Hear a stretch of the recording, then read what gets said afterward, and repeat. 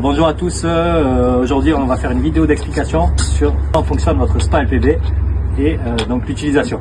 On a le coffret électrique, en haut on a l'interrupteur pour la lumière. Si c'est un couleur, vous faites, si c'est un projecteur couleur en option, vous faites des allumes éteints rapides, ça va vous changer de couleur. Une fois que vous avez choisi votre couleur, ben c'est bon, c'est enregistré. Vous éteignez, vous rallumez un petit peu plus tard, c'est toujours la même couleur qui va se mettre. Si c'est un blanc, là on ne se pose pas de questions, marche arrêt, tout simplement. En bas, vous avez un interrupteur pour la pompe, donc pour la filtration. Elle est en 3 positions. Si on met tout en bas, c'est en marche forcée. Là, quand j'appuie, ça se met en route. Si c'est au milieu, c'est arrêté. Si c'est en haut, c'est en marche automatique. Donc, en général, vous allez toujours en automatique. Quand on est en automatique, c'est l'horloge qui va régler donc, de quand ça s'arrête et quand ça se met en route.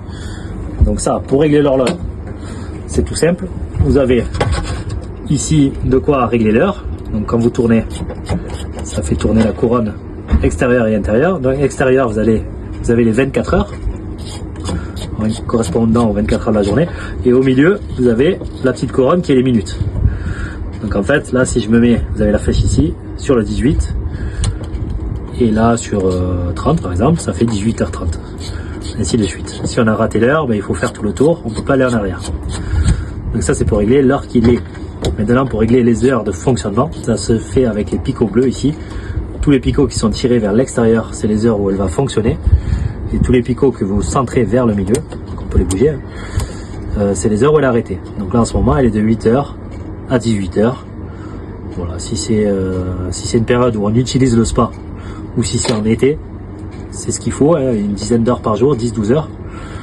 Maintenant, si on s'en sert pas du tout l'hiver, si on ne chauffe pas en tout cas, vous pouvez réduire jusqu'à 1 heure ou 2 par jour. Ça, c'était pour l'horloge. Lui, on ne le touche pas, il est toujours à gauche. Ici, vous avez les disjoncteurs de protection. Lui, il va protéger donc le réchauffeur du spa. Et ces deux-là vont protéger plutôt la pompe et le composant à l'intérieur. Donc, si jamais ça saute, ici, on peut renclencher tout simplement l'appareil et l'appareil. Donc ça, c'était pour l'électricité. Une fois qu'on met la pompe en route, imaginons que là, on est en route. Souvent les spas, c'est pas exactement pareil, mais dans tous les cas, c'est le même principe, c'est-à-dire qu'on va être steamer à la pompe, mais la pompe au filtre à cartouche, le filtre à cartouche au réchauffeur, puis on retourne au bassin par les refoulements, là et là. Ça ici, c'est le projecteur qui est branché par là. Si jamais un jour vous avez l'ampoule, le projecteur qui est en panne, tout simplement ça se dévisse à l'intérieur. On tire le câble, on passe une ficelle, on le remplace. On n'est pas obligé de vider le bassin, parce que vous avez justement une remontée ici. Et la connexion se fait par une petite boîte de jonction qui en général est sous le steamer. Ça c'était pour le projecteur et le fonctionnement global. Donc maintenant à l'utilisation, vous avez surtout le niveau d'eau à surveiller. Donc dans le skimmer, vous remplissez le spa jusqu'à ici. Ça c'est le maximum. Si c'est trop haut, je vais vous montrer comment vidanger. Si c'est trop bas, ben, tout simplement il faut rajouter de l'eau. En général on entend, ça fait un bruit d'air, sinon de l'eau.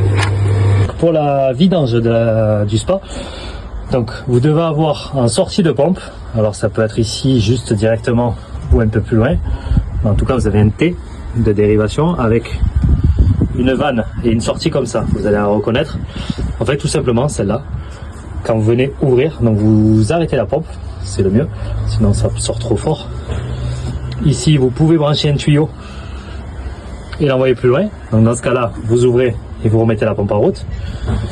Si vous n'avez vraiment pas de tuyau et que c'est compliqué pour vous de brancher un tuyau, vous arrêtez la pompe, vous ouvrez quand même sans mettre la pompe en route, et en fait par gravité, vu qu'on est plus bas, l'eau va s'écouler ici.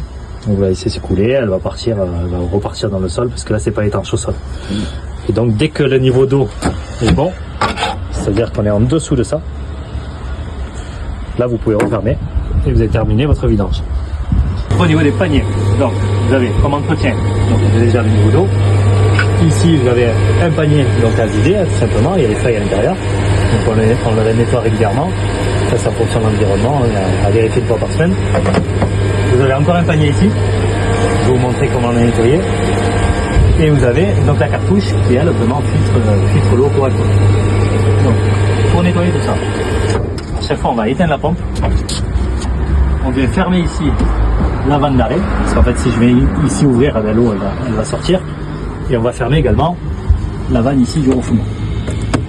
Donc vous avez au moins 2 vannes.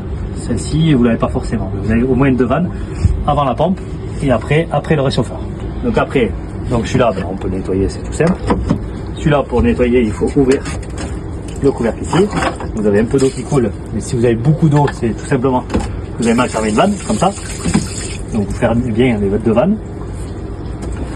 Là, c'est un panier tout bête, on le nettoie.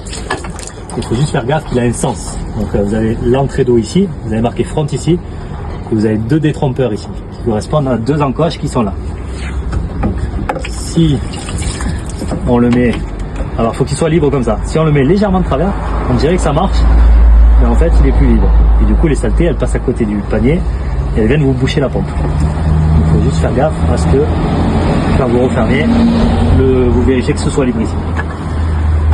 Vous refermez, faites gaffe ici, il y a le joint à l'intérieur, dans le panier, dans le couvercle, pardon. Là on vient serrer, vous avez une petite clé exprès ici qui vient se... Vous allez tomber, elle est là. Voilà. Ça c'est pour serrer, il n'y a pas besoin de serrer trop fort. Maintenant le filtre à cartouche, une fois qu'on a fait ça, vous avez ici un bouton qui empêche le couvercle de se dévisser. Donc on appuie, on vient tourner. Et là, quand on va dévisser, le couvercle il va chercher à monter. Donc il va tirer sur l'eau. Donc des fois il va devenir un peu dur. Donc si c'est le cas, là il est un peu dur. Tout simplement, vous faites un petit peu un appel d'air ou d'eau, comme vous voulez. Vous ouvrez ici. Là c'est mieux. Tout cassé, pas bloqué. Vous ouvrez et là après vous refermez. Avant d'ouvrir complètement, sinon vous inondez. Je vais vous montrer. Donc si je laisse ouvert. Alors celui-là c'est pas grave parce qu'il est capé. Si je laisse ouvert celle-là, voilà, vous avez l'eau qui ressort. Et là elle s'arrête jamais en fait. Hein. Ça se vide comme ça. Donc il faut bien qu'on referme les 2 vannes. Après, tout simplement, la cartouche, vous la nettoyez avec un jet d'eau. Alors, pas de Karcher, surtout pas de près. Vous pouvez, mais assez loin. Alors, on va dire minimum 50-60 cm. Donc on nettoie avec un jet d'eau. Idéalement, on met le pouce sur le jet d'eau pour vraiment faire un jet pour nettoyer toutes les impuretés qu'on voit ici à l'intérieur. Donc on la nettoie vertical comme ça, de haut en bas. On fait couler les saletés. Si ça nettoie mal et que c'est gras, là c'est un peu le cas, c'est un peu marron. Il existe un produit dégraissant que vous appliquez dessus avant de rincer. Si vraiment on n'arrive plus à nettoyer, tout simplement la cartouche est vieille. Si elle a plus de 2 ans, en tout cas, il faut la changer. Donc après on la remet dans un sens ou dans l'autre. Quand on la remet, il faut faire gaffe du coup que là ce soit plein d'eau. Si c'est pas le cas, on fait comme on a fait tout à l'heure, on ouvre un peu la vanne, on remplit à fond et après on peut fermer le couvercle. Sinon l'eau n'est pas bien filtrée à l'intérieur, il y a une poche d'eau d'air qui va rester coincée. Donc ça après on le remet. Là le même principe, si ça devient trop dur, on ouvre. Et là on a entendu le clic, ça c'est verrouillé, on va pas plus loin. Là vous avez le manomètre qui vous dit la pression, le spa est en route, pardon. Donc en fonction de la pression, quand il est neuf, il a une certaine pression, en général autour de 1 bar. Là on va essayer. Voilà, en dessous des bars. Si la pression elle est au-dessus de 1,5, c'est beaucoup trop. Il faut nettoyer la cartouche, c'est ce qu'on vient de faire, ou la changer, si on n'arrive pas à faire baisser la pression. Et inversement, si elle est beaucoup trop basse la pression, très souvent c'est ou qu'il manque de l'eau, ou qu'on a une saleté, quelque chose de coincé dans le skimmer, ou une vanne fermée. Imaginons qu'on ferme cette vanne, regardez la pression elle descend. Donc là je la rouvre, et là ça fonctionne. Et inversement, si la pression monte beaucoup trop, là, je ne vais pas le faire trop sinon ça va allumer, mais si je ferme complètement, la pression elle va monter énormément. Donc si elle monte énormément, il faut vite arrêter et bien rouvrir les vannes. Parce qu'on a oublié de rouvrir une vanne. Après à savoir, ça va être le réchauffeur. Donc, vous avez 2 types de réchauffeurs. Là, c'est un Zodiac, avec 2 marques, ou Zodiac ou Goa. Si vous avez le Zodiac qui est devant nos yeux, vous avez tout simplement la température qui est visible ici pendant qu'elle est en route, donc de l'eau. Donc là, on est à 13 degrés. Si je le mets en route, ici le bouton, tout simplement, on met en route. Il va s'afficher, on ne voit pas, mais il y a un voyant en haut là qui s'est affiché.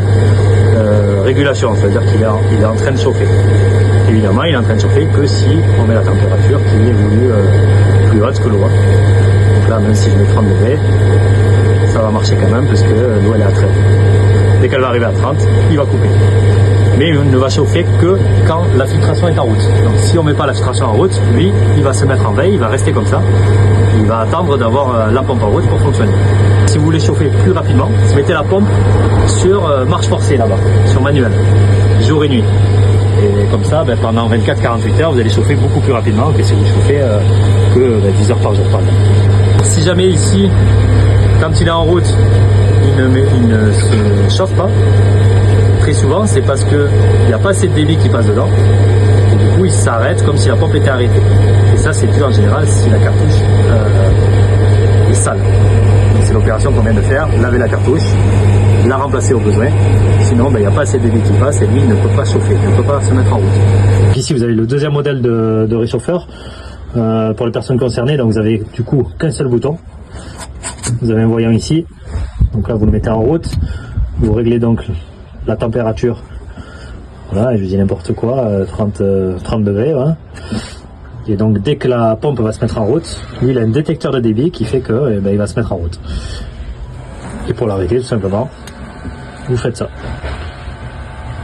Deux choses à savoir sur la membrane, donc c'est un PVC armé que vous avez dedans, donc ça reste une membrane souple, même si elle est prévue pour être en eau chauffée et chaude, par rapport à un liner traditionnel. Il y a deux choses à faire gaffe, c'est la température de l'eau, donc ne pas réchauffer plus de 35 degrés de façon longue, on va dire, plusieurs jours d'affilée. Vous pouvez monter ponctuellement à 37-38 pour une soirée, pour quelques heures, pour une baignade, puis après il faut redescendre en dessous de 35. La membrane est garantie, niveau stabilité, en dessous de 35. Les produits, donc faire attention aux produits qu'on met à l'intérieur, au pH et aux désinfectants, donc que ce soit le chlore, le brome, l'oxygène actif, peu importe le désinfectant que vous utilisez, il faut faire attention au dosage, parce que si on dose trop de désinfectants ou qu'on a un pH beaucoup trop bas, eh bien évidemment ça risque d'altérer et ça va altérer la membrane armée, donc au niveau des couleurs et même au niveau de elle va se détendre.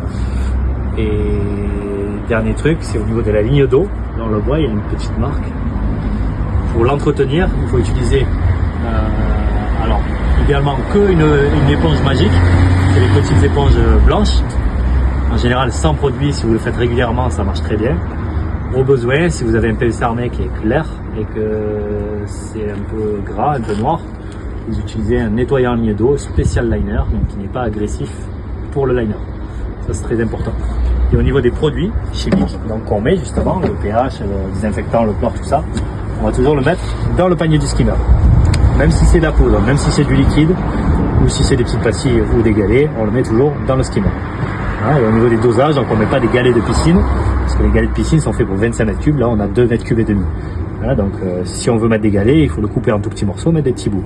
Sinon on achète des pastilles exprès pour les volumes, pour les spas, pour les petits volumes. Donc si on chauffe souvent le spa, on va déconseiller le chlore, parce que va avoir des odeurs de chlore, donc plutôt du brome ou plutôt de l'oxygène actif, ou alors du chlore si on l'utilise en mode pas chauffé. Voilà, merci à tous.